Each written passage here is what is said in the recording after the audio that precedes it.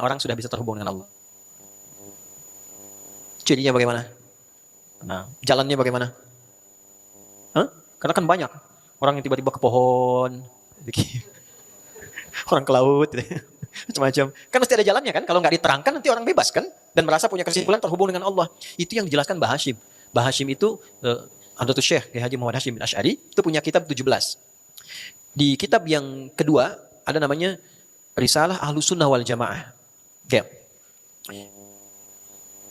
Di halaman yang 10 sampai ke 11 paling kiri sebelah bawah tuh di pojoknya, beliau pernah menyampaikan informasi begini. Ada orang yang kreatif kemudian menghadirkan metodologi zikir sampai menyimpulkan dia terhubung dengan Allah. Wasafa qalbuhu dan merata hatinya sudah bersih. Karena sudah terhubung, sudah nyambung, menariknya dia nggak sholat lagi. Ya, jadi kalau ditanya, oh Anda kok nggak sholat? Kan sudah azan. Fisik saya di sini, roh saya sedang sholat. Nah, ya? Baik. Itu oleh beliau disimpulkan konslet. Ya. Sedang ada masalah itu bid'ah kata beliau dan itu menyesatkan. Ya. Itu terjadi. Oleh karena itu perlu diberi jalan kan? Diberi ruang. Ada tempatnya, ada jalannya supaya benar caranya. Maka dikeluarkanlah, ditampilkan dalam Al-Quran karena kita minta sama Allah, ditampilkanlah oleh Allah jenis-jenis zikir yang menjadikan kita tersambung kepada Allah. Nah, saya sampaikan di sini barangkali 3 saja supaya cepat. 1. Sabar ya ngajinya ya. 1. Namanya kalimat thayyibah. Ya, zikir yang algoritmanya itu kalimat thayyibah.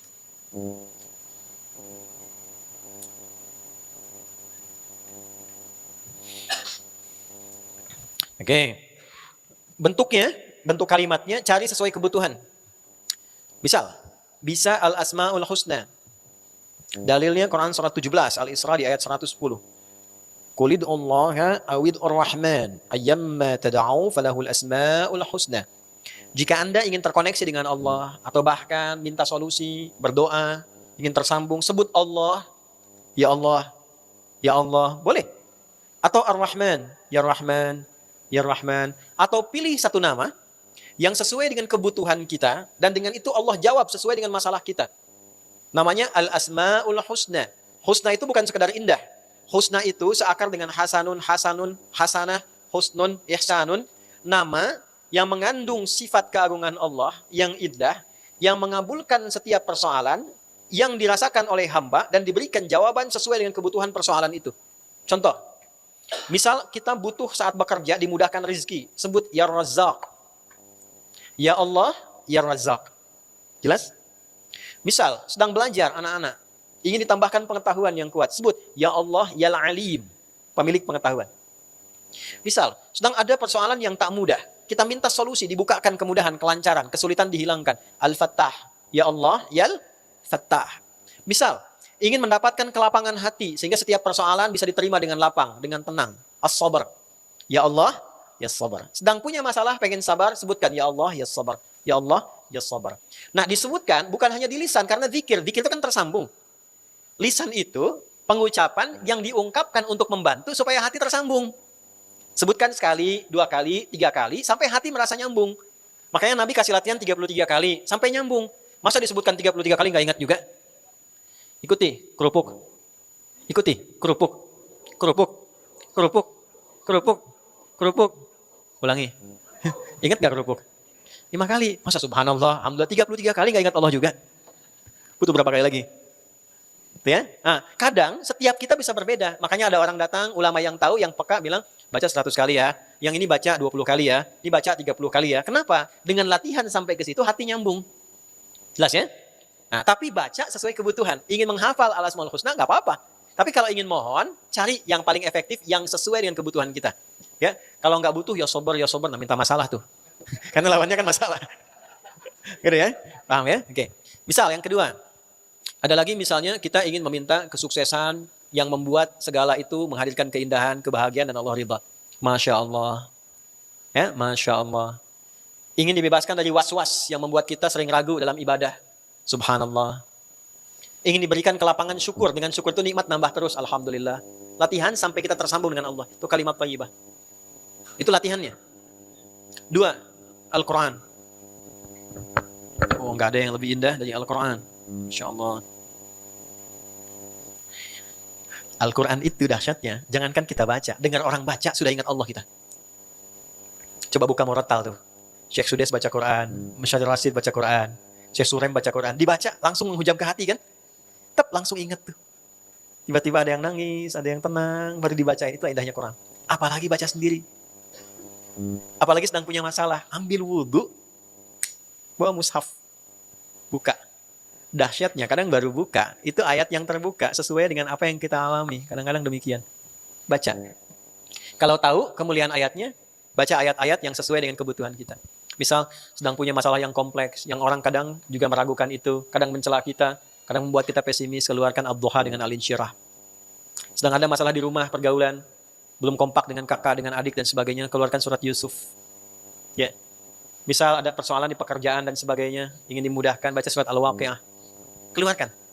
Kalau belum tahu, beli buku-buku yang terkait dengan itu. Kan sudah banyak sekarang bahasa Indonesianya. Baca dulu, sedang gundah, sedang apapun, ingin terkoneksi dengan Allah, ini. Kalau tak tahu, Al-Fatihah. Ya, betul, Al-Fatihah. Karena itu ringkas intisari Al-Quran, di Al-Fatihah. Bacakan, sampai kita merasakan bahwa jiwa kita sekarang tersambung dengan Allah. Kita punya Allah, maksudnya itu, saya punya Allah. Bacakan itu. Ya, jelas ya? Itu Quran. Upayakan Al-Quran. Gak ada yang paling indah bacaan itu selain Al-Quran. Kalau nggak percaya silahkan ya, anak-anak, teman-teman, anak-anak kita semua, boleh diajarin Quran tuh.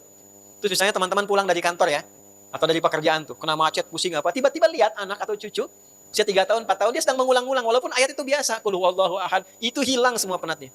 Yang ada cuma pengen meluk, gitu ya. Gitu. Itu luar biasa. Pernah nggak ngantar ke sekolah, baca Quran sama-sama? Barengan, ya sebentar ya. Gitu ya. 5 menit ya. Pernah nggak gitu ya, coba barengan baca Quran, sampai terkoneksi. Oke, yang terakhir, yang ketiga, pada bagian pertama ini, sholat. Dan saya akhiri di sini, nanti penjelasan setelah penjelasan, karena sudah ada panggilannya. Sholat.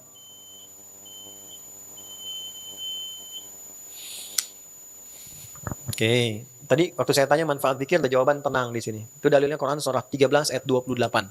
Ala bidzikrillahi tatma'innul qulub. Yakinkan pada hatimu yang paling dalam. Ala itu bukan sekedar harfur ikhbar. Huruf memberi informasi, tapi huruf taukid. Sehingga diartikan begini, ketahuilah. Oke? Kabarkanlah, tidak. Makna dalamnya, tanamkan pada hatimu yang paling dalam. Dengan engkau terkoneksi pada Allah secara baik, hatimu pasti tenang. Nah, jadi kalau ingin tenang, sedang gelisah, pengen tenang, pilih 1 dari 3. Kenapa sholat itu dipaksa oleh Allah untuk dikerjakan oleh kita? Allah nggak butuh dengan sholat kita. Semuka langit dan bumi nggak sujud dan ruku kepada Allah, tetap tidak akan menurunkan status Allah sebagai Tuhan. Allah tetap Tuhan. Yang butuh kita.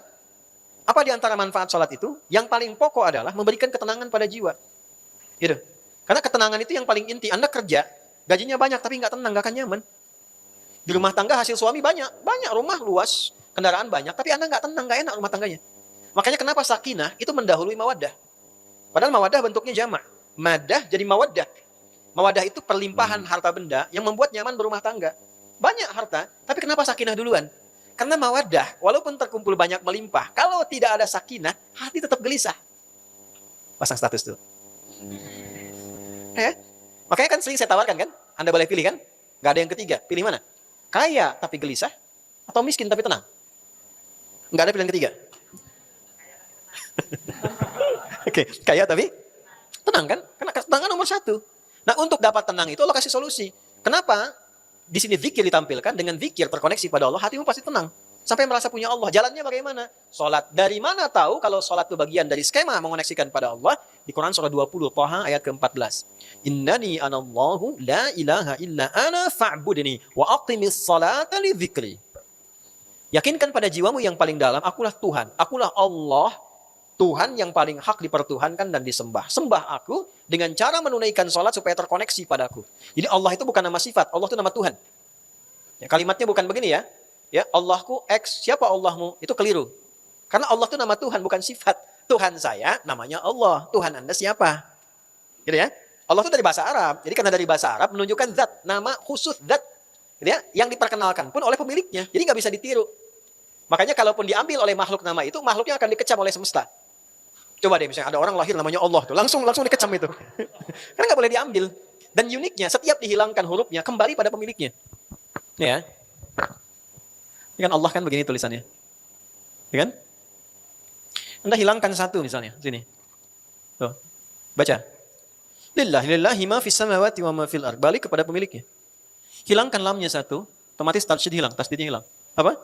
Lahu mulkus samawati wal ard. Kembali pada pemiliknya. Hilangkan la-nya, tinggal apa? Hu. Hu itu singkatan dari huwa. Lahu kan hu-nya huwa. Yang tahu bahasa Arab tuh tahu ini. Huwa. Huwa kalau berhenti di sini, wa-nya nggak dibaca, u-nya yang dibaca. Allahu la ilaha illa huwal hayyul qayyum. Berhenti di huwa. Allahu la ilaha illa hu. Hu. Siapa huwa ini?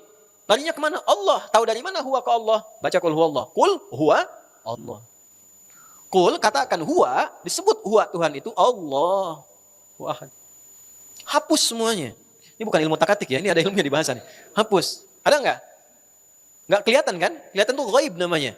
Nggak kelihatan, kita masih yakin turun ayatnya. Alladzina yu'minuna bil ghaib. Siapa ghaib di situ? Allah.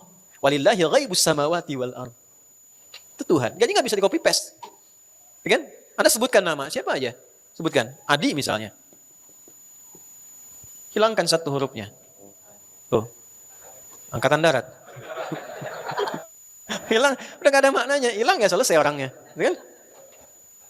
Nah itu sampai ke titik itu teman-teman. Jadi ini menarik ya. Kemudian Allah katakan sembah aku lewat sholat. Kenapa sholat? Wa aqimis sholata lidzikri. Sholat supaya kalian bisa zikir, terkoneksi denganku. Nah sholat itu menghimpun semua jenis zikir. Kalimat thayyibah ada dalam sholat. Ada subhanallah dalam sholat? Ada. Kalau nggak ada berarti Anda saat ruku sujud nggak baca tuh. Alhamdulillah ada? Ada. Kalau nggak baca berarti Al-Fatihahnya kurang kan? Allahu Akbar ada? Kalau nggak baca berarti takbirnya nggak ada tuh. Ya kan? Kalimat thayyibah ada semua. Istighfar ada? Ada. Dalam ruku sujud ada istighfar. Duduk di antara dua sujud kalimat pertama istighfar. Rabbik firli. Ada semua. Quran ada nggak dalam sholat?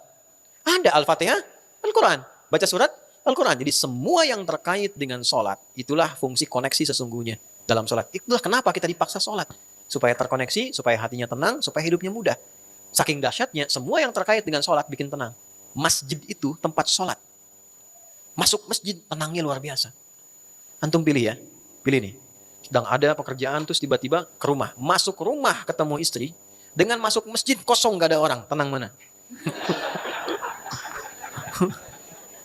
Istrinya di masjid. Tapi lain kan, masuk masjid lain kan? Tenang kan? Masuk masjid tenang, duduk, nyaman dan sebagainya. Jadi semua yang terkait dengan sholat enak. Gaul sama orang-orang sholat pun tenang. Jadi bergaulah dengan orang-orang yang biasa sholat, itu tenang hati Anda. Tenang. Demi Allah saya katakan tenang. Oleh karena itu coba hadirkan sholat di rumah. Semuanya sholat bareng-bareng. Suami jadi imam, istri, anak-anak bareng ikut semua gitu kan. Dengan keluarga itu rasanya akan beda. Auranya akan lain. Tidak usah jadi aura farming macam-macam sebagainya. Sholatnya yang akan muncul sendiri tuh. Ya, saya berhenti di sini dulu teman-teman. Karena kita harus konsisten dan komitmen. Komitmen dengan pelajaran kita, konsisten. Kalau sudah disampaikan, panggilannya tiba, kita sholat. Jadi saya cukupkan dulu untuk sesi yang ini. Setelah selesai sholat, mungkin kita bisa diskusi. Atau melengkapi ini dengan cepat 2 dan 3. Setelah itu kita berakhir dan mudah-mudahan diridhoi dan diterima oleh Allah Subhanahu wa taala.